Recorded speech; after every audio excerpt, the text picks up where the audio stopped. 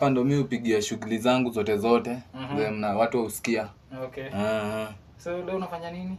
Okay, so hapa na kuna simu kadhaa natoa M-Kopa. So unajua niliamua kusaidia watu.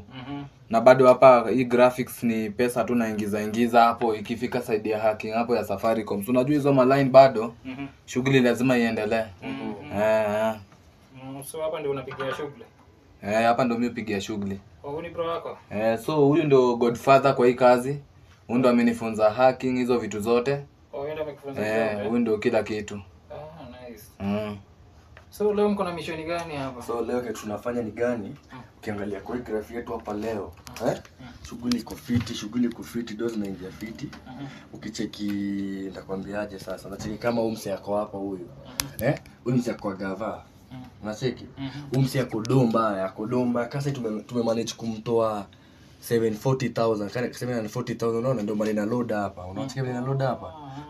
Sasa kimeweza kuload ganzi inaingia kwe. Inachukua dakika ngapi ndio imalize kuload hapo? Dakika 30 to 40 minutes unacheki? Hataki vitu most kwake, hataki vitu mingi kutoka kwa msee. Nataka tu ikuje tu hivi load unacheki.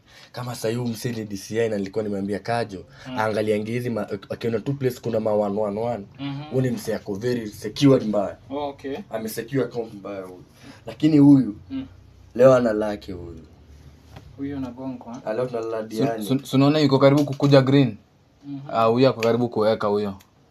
Tebu acha kwanza nimuonea hapa.